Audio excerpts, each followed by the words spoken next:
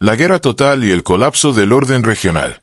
La guerra dejó de ser un conflicto entre estados para convertirse en una batalla caótica, donde milicias, grupos armados no estatales y potencias externas se entremezclaban en un escenario infernal.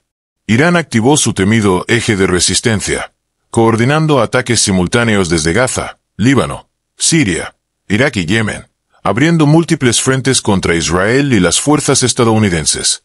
La Fuerza Aérea Israelí respondió bombardeando con intensidad el sur de Líbano y Siria, pero la magnitud de los ataques enemigos superaba todo lo que habían enfrentado desde la guerra del Yom Kippur.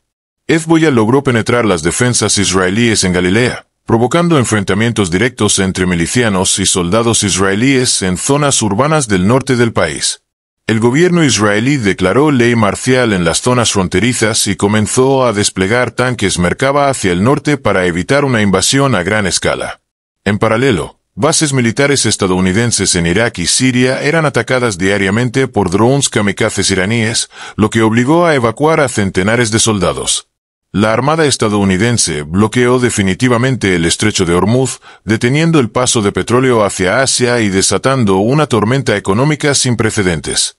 Los precios del petróleo superaron los $200 por barril, desatando inflación masiva en Europa, América Latina y Asia, con colapsos en las monedas de países emergentes.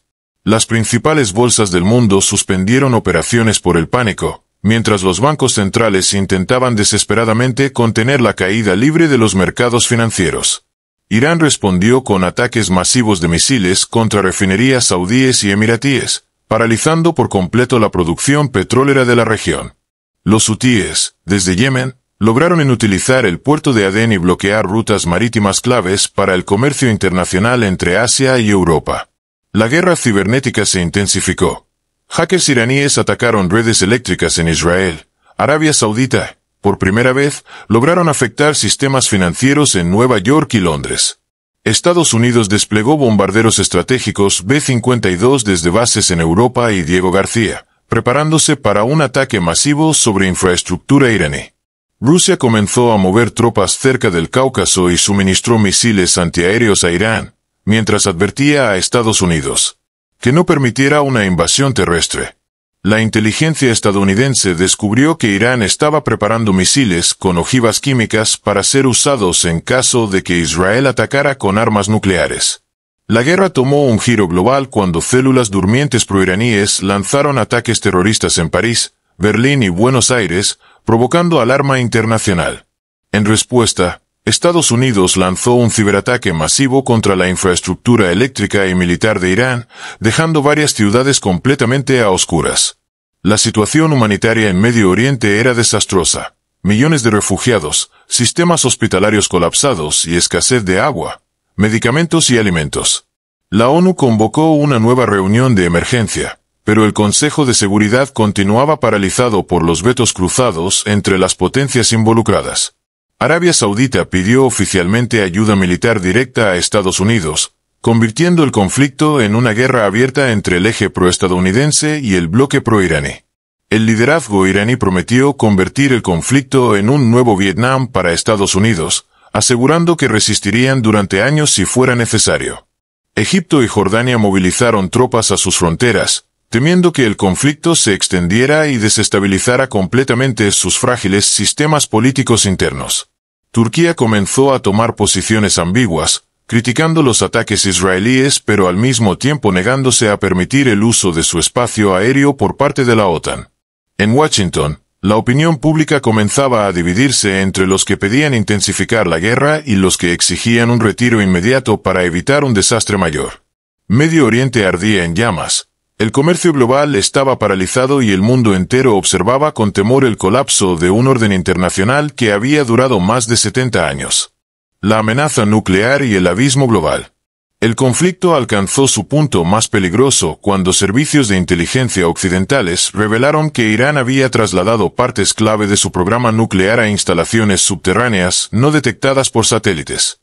Israel, sintiéndose acorralado por los ataques múltiples y ante la posibilidad de un Irán nuclear, comenzó a preparar discretamente su arsenal atómico para un posible ataque preventivo.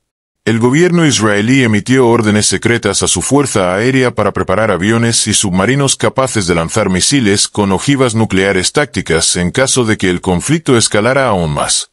Estados Unidos trató de frenar a su aliado, sabiendo que el uso de armas nucleares podría provocar la entrada directa de Rusia o China en la guerra, iniciando un posible conflicto mundial.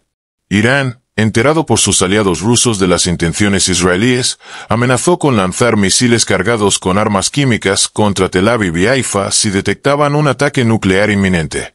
Las ciudades israelíes comenzaron a instalar refugios antinucleares de emergencia, mientras sus ciudadanos compraban provisiones por miedo a un apocalipsis atómico.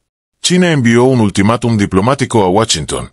Si se usaban armas nucleares en Medio Oriente, Pekín se vería obligado a intervenir política, económica e incluso militarmente. En el Pentágono, se debatía si lanzar ataques preventivos para destruir los misiles iraníes antes de que pudieran ser utilizados contra Israel o Arabia Saudita. Hezbollah lanzó un ataque sin precedentes contra Tel Aviv utilizando misiles de precisión, derribando edificios clave y causando cientos de muertos en pocas horas. Israel respondió con ataques aéreos devastadores sobre Beirut y Damasco, destruyendo parte de las infraestructuras de Hezbollah pero generando una ola internacional de repudio. Los sistemas financieros globales comenzaron a implosionar. Wall Street y Londres cerraron temporalmente sus operaciones y millones de personas intentaron retirar sus ahorros en masa. El Fondo Monetario Internacional declaró que el mundo se encontraba oficialmente en recesión, mientras los precios de los alimentos se disparaban en África, Asia y América Latina. Estados Unidos desplegó submarinos nucleares en el Golfo Pérsico, provocando movimientos similares por parte de Rusia en el Mediterráneo Oriental. En Europa, protestas masivas exigían el fin inmediato del conflicto y culpaban a Estados Unidos e Israel por haber desencadenado un infierno que ahora amenazaba a todo el planeta. Arabia Saudita y Emiratos Árabes comenzaron conversaciones secretas con Irán buscando un alto al fuego parcial, temiendo que sus ciudades se convirtieran en objetivos nucleares. En Israel, sectores del gobierno comenzaron a exigir la renuncia del primer ministro, culpándolo por haber llevado al país al borde de la aniquilación total. Washington comenzó a enviar emisarios secretos a Moscú y Pekín buscando evitar que el conflicto se transformara en una guerra mundial abierta. Irán anunció que ya había activado sus misiles hipersónicos y que no dudaría en lanzarlos si percibía que su territorio sería atacado con armas atómicas. El mundo entero seguía minuto a minuto las noticias provenientes de Medio Oriente, con analistas comparando la situación con los momentos más tensos de la Guerra Fría. Estados Unidos intentó presionar al Consejo de Seguridad de la ONU para autorizar una operación internacional que frenara el avance iraní, pero China y Rusia vetaron la propuesta. Israel realizó un ejercicio militar sorpresa simulando un ataque nuclear preventivo, lo que fue interpretado por Irán como una provocación extrema. Al borde del colapso, Arabia Saudita propuso una conferencia de paz de emergencia en Riad, invitando a Irán, Israel, Estados Unidos, Rusia y China a sentarse en la misma mesa. Hezbollah y las milicias chiitas declararon que no reconocerían ningún acuerdo de paz si Israel no cesaba completamente sus ataques en Gaza, Siria y el Líbano. La guerra ya había cobrado más de 100.000 vidas, destruido economías enteras y puesto al planeta al borde de un conflicto nuclear global inminente. El reloj del juicio final avanzaba peligrosamente hacia la medianoche, mientras el mundo contenía la respiración esperando si prevalecería la diplomacia o el apocalipsis. El colapso diplomático y el caos internacional. La cumbre de paz propuesta por Arabia Saudita en Riad se convirtió en un espectáculo caótico, donde las delegaciones presentes intercambiaban acusaciones, más que propuestas reales de solución. Irán exigió como condición para cualquier negociación el fin inmediato de los ataques israelíes y el retiro total de las tropas estadounidenses de Medio Oriente. Israel, respaldado por los sectores más radicales de su gobierno, rechazó cualquier acuerdo que implicara ceder terreno o reconocer a Irán como potencia nuclear regional. Estados Unidos intentó mediar una tregua temporal, pero sus propuestas fueron vistas como insuficientes por Teherán, que ya había decidido que la guerra debía continuar hasta doblegar a Israel. Rusia y China enviaron emisarios a la conferencia solo para presionar a Estados Unidos y fortalecer la posición iraní, alargando el conflicto para debilitar la hegemonía occidental. Mientras los diplomáticos discutían en Riad, En el campo de batalla la guerra seguía intensificándose con nuevos bombardeos masivos sobre Gaza, Beirut y el sur de Siria. Irán anunció la activación total de sus misiles hipersónicos, capaces de alcanzar cualquier objetivo en Israel, el Golfo Pérsico e incluso bases estadounidenses en Europa. Hezbollah lanzó una nueva ofensiva terrestre cruzando la frontera norte de Israel, con apoyo logístico de milicianos chiítas llegados desde Irak, Siria y Yemen. La población civil en Israel vivía en refugios subterráneos, mientras en Irán millones de personas marchaban en manifestaciones organizadas por el régimen clamando venganza contra Occidente. La propaganda iraní transmitía en directo imágenes de ataques exitosos, mientras en Israel los medios mostraban funerales masivos y escombros de edificios destruidos. Los precios internacionales de alimentos básicos como trigo, arroz y maíz comenzaron a dispararse, provocando protestas violentas en países del norte de África y América Latina. Egipto cerró el canal de Suez temporalmente por temor a ataques, lo que paralizó aún más el comercio mundial y generó desabastecimiento en varios puertos europeos. La economía global estaba completamente colapsada, inflación descontrolada, bancos cerrados, mercados suspendidos y gobiernos locales cayendo por protestas internas. Estados Unidos ordenó el despliegue de portaaviones adicionales en el Mediterráneo y el Mar Rojo, mientras aumentaban los preparativos para una posible guerra terrestre con Irán. Arabia Saudita comenzó a recibir ataques directos con misiles desde Yemen e Irak, lo que obligó a evacuar instalaciones petroleras clave y suspender exportaciones por tiempo indefinido.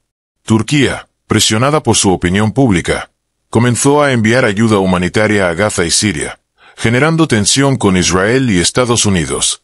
Europa enfrentaba el peor colapso energético de su historia moderna, con cortes de electricidad en varias capitales y escasez de combustibles durante semanas consecutivas.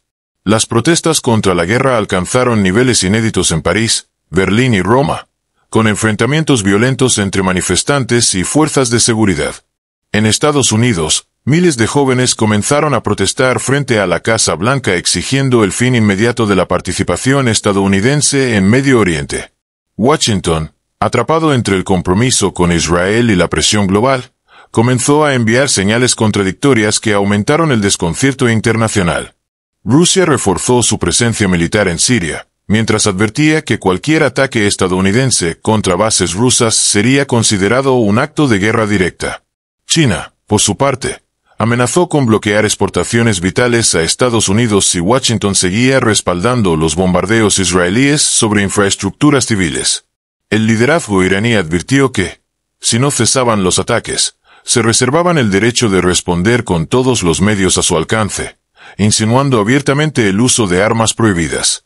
La comunidad internacional estaba paralizada por el miedo. Nadie quería dar el primer paso hacia una guerra mundial, pero todos se preparaban para lo peor. El mundo entero se encontraba en una situación sin precedentes desde la Segunda Guerra Mundial, un equilibrio inestable al borde del colapso absoluto.